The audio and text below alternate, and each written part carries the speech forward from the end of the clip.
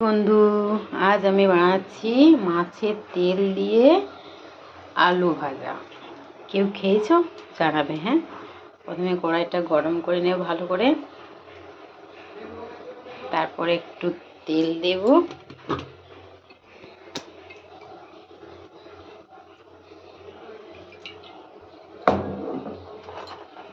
তারপর তার মধ্যে মাছের তেলটা দিয়ে দেবো, তারপর তেলটার মধ্যে একটু হলুদ দেবো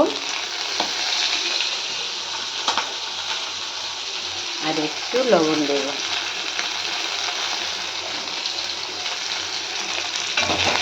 মাছের তেল দিয়ে আলু ভাজা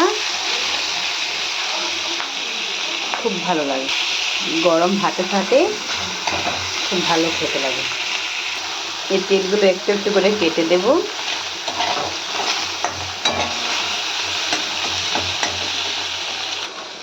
এই যে আলুগুলো আমি হলুদ আর লবণ দিয়ে একটু সেদ্ধ করে রেখেছি।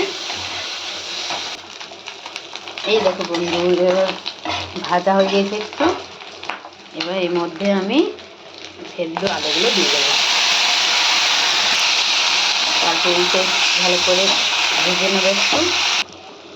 এই দেখো বন্ধু, মাছের তেল দিয়ে আলু ভাজা রেডি আমার। এদিকে ভাত বসিয়ে দিয়েছি, আর এইখানে আছে ফুলকপি দিয়ে মাছের ঝোল। উফ, খাওয়াটা জমে যাবে।